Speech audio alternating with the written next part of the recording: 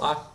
Lembra que na última aula nós estamos na seguinte situação, né? O espectro de hidrogênio, tanto de emissão quanto de absorção, nós estávamos vendo as linhas espectrais, a linha de Balmer, linha de Lyman, estão sem explicação, né? A gente está com um problema de interpretar a radiação eletromagnética emitida por átomos por certos materiais. Então, a mecânica clássica está encontrando problemas, né? E um dos problemas que a gente tem, que eu vou citar agora, tem outros, mas eu vou concentrar em um deles antes de voltar a falar das linhas espectrais, por exemplo, do hidrogênio e dos átomos. É o que a gente chamou, e um problema muito clássico, conhecido como catástrofe do ultravioleta. A gente sabe que objetos aquecidos, né, objetos que vão sofrendo uma certa incandescência, né? Ou seja, você aquece o objeto e ele começa a emitir radiação eletromagnética, ou seja, quanto maior a temperatura, ele vai brilhar cada vez mais. Então você vê alguns objetos com temperaturas mais baixas, tem uma aparência vermelha, né? Depois você vai aquecendo, ele vai para o laranja, né? Aquece mais, ele vai para o amarelo, até ter aquela aparência branca. Né? Muito bem. Existem alguns corpos, na verdade são corpos ideais, mas tem alguns corpos que se aproximam sob determinadas condições chamados de corpos negros, que eles não têm nem preferência em absorver ou emitir um certo comprimento de onda.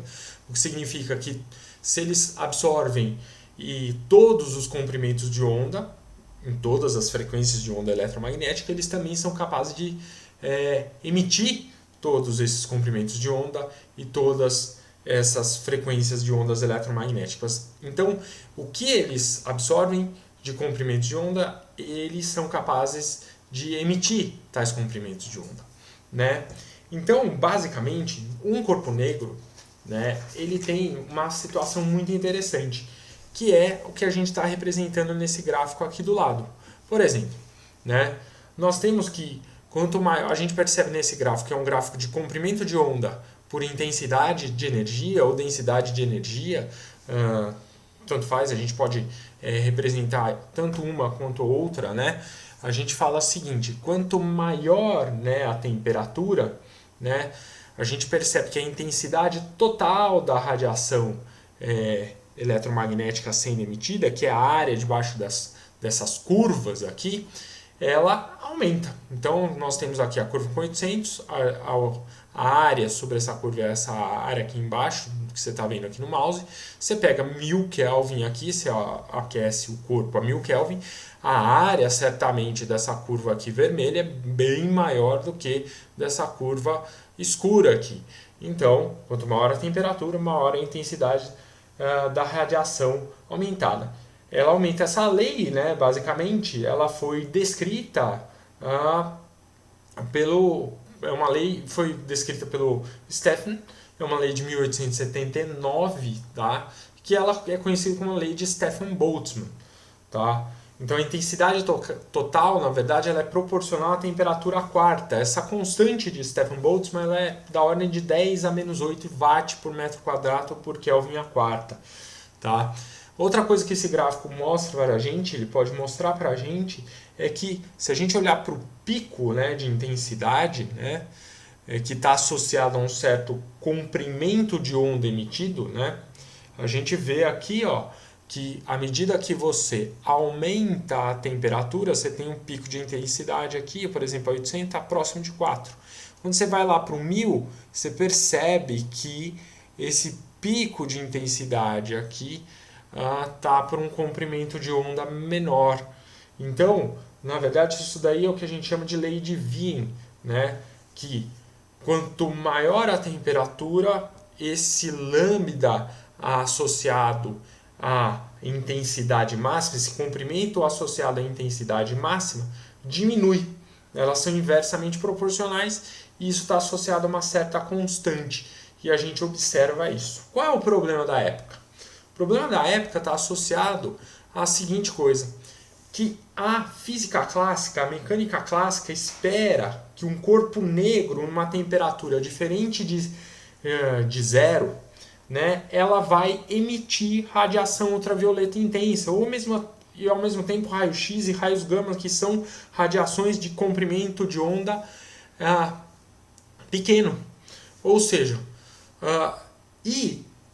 que é o que foi chamado de catástrofe do ultravioleta, ou seja, qualquer corpo, né, com temperatura diferente de zero, né, vai ter uma emissão de radiação energética, altamente energética, como é a ultravioleta. Isso daí entra em contradição com aquilo que se espera, inclusive experimentalmente. Tá? Então a física clássica não está dando conta de explicações de experimentos que estavam acontecendo. Há uma contradição entre o experimento e a explicação que a mecânica clássica pode dar, né? Então, segundo a física clássica, qualquer objeto deveria devastar a região em volta dele com radiação de alta frequência. Isso não está correto.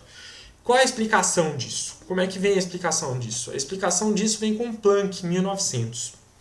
Qual é a ideia do Planck? A ideia do Planck é exatamente que a troca de energia entre a matéria e a radiação ocorre em pacotes de energia. Ocorre em quantas de energia, certo? Então, como é que a gente explica essa emissão de radiação? Átomos e elétrons vão oscilar com uma certa frequência F. Né? Essa frequência F é o que vai gerar a radiação. Então, se o átomo e o elétron oscila com uma certa frequência F, tá? A radiação vai ser gerada, olha o mouse aqui, com uma certa frequência F associada a essa oscilação. Só que essa frequência F da radiação, que é característica da onda eletromagnética que está sendo gerada, né?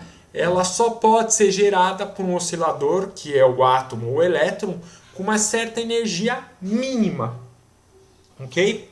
Essa energia mínima, tá? Ela é dada como sendo proporcional à frequência da onda eletromagnética que vai ser gerada aqui. Essa constante de proporcionalidade é a constante de Planck, que é esse 6,63 vezes 10 a menos 34 joules por vezes segundo. Tá? Então, é muito importante que você tenha essa ideia. A mecânica clássica está falando o que para a gente? A mecânica clássica está falando que para temperaturas baixas, você pode estimular frequências elevadas.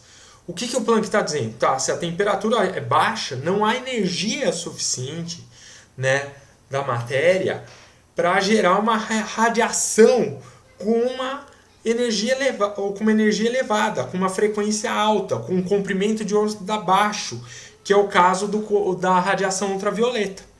Então o Planck vem resolver essa catástrofe de ultravioleta, e a questão fundamental é que a partir dessa ideia o Planck conseguiu explicar a lei de Wien, tá? Que é aquela que é o lambda de um comprimento, o comprimento de onda máximo, né, associado à intensidade máxima, que eu vou mostrar aqui para vocês nesse gráfico, né, que vai aparecer agora,